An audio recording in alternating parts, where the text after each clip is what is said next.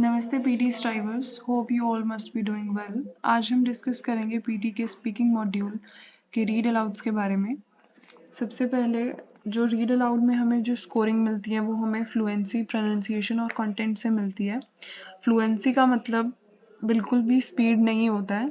बहुत सारे स्टूडेंट ये सोचते हैं फ्लुएंसी का मतलब होता है हम बहुत तेज़ बोलेंगे और बहुत आराम से बोलेंगे तो हमें स्कोरिंग ज़्यादा मिलेगी। ऐसा कुछ नहीं होता है। फ्लुएंसी का मतलब होता है स्मूथ फ्लो, एक फ्लो में हमें रीड करना है अपने रीड अलाउड्स को।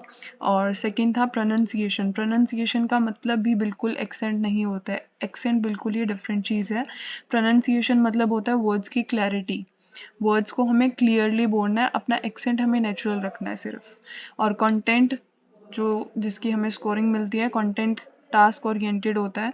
तो ये तीनों को हमें बहुत ध्यान में रखकर अपने रीड अलाउड्स को रीड करना है। ओके, तो अभी हम एक रीड करके देखते हैं।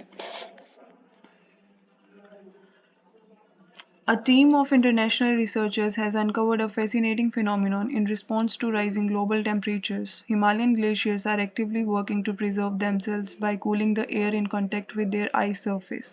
However, it remains unclear how long these glaciers can continue to fight back against the effects of climate change. Okay. इसमें मैंने जेन्युइन पोजेज लिए हैं, फ्लो को मेंटेन करने की कोशिश करी है प्रॉपर। जेन्युइन पोजेज का मतलब क्या होता है, जहाँ पर फुल स्टॉप आता है, कोमा आता है या फिर एंड आता है, हमें अननेसेसरीली कहीं पर भी रुकना नहीं होता है इसमें। ओके, एक हम नेक्स्ट एग्जांपल और ले लेते हैं। यहाँ पर हमारे प्रिपरेशन टाइमिंग्स चल रहे हैं। जैसे ही टाइम स्टार्ट हो जाएगा, रिकॉर्डिंग स्टार्ट हो जाएगी, हमें बोलना शुरू कर देना है, क्योंकि हम ब्लैंक ऑडियो नहीं दे सकते हैं। ब्लैंक ऑडियो देंगे तो हमारी फ्लुएंसी में स्कोरिंग डाउन चली जाएगी। Okay, let's begin.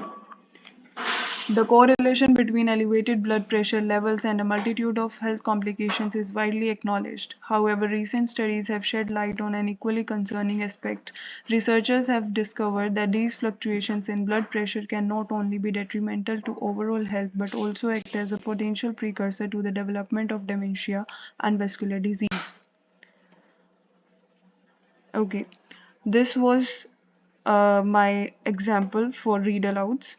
इसमें मैंने सिर्फ इस चीज़ का ध्यान रखा है कि मैंने अपनी फ्लुएंसी मेंटेन करी है, स्मूथ फ्लो रखा है, मेंटेन किया है उस चीज़ को। सेकंड चीज़ प्रोनाउंसिएशन। प्रोनाउंसिएशन यानी वर्ड्स की क्लैरिटी। एंड थर्ड जो था, मैंने अपना टास्क ओरिएंटेड यानी कंटेंट कंप्लीट किया है। इन चीज़ों को ध्यान में रखना है और हमें बिल्कुल भी इसमें ब्लैंक ऑडियोज़ नहीं देनी है, ना ही स्टार्टिंग में जैसे ही रिकॉर्डिंग स्टार्ट हो जाती है हमें बोलना शुरू कर देना है, और जैसे ही रिकॉर्डिंग ख़त्म होती है हमें अपना कर्सर इन हैंड रखना है, एंटर कर देना है, स्टॉप कर देना है अपनी ऑडियो को, ताकि वो हमारी ब्लैंक ऑडियो ना रिकॉर्ड कर सके। That's it.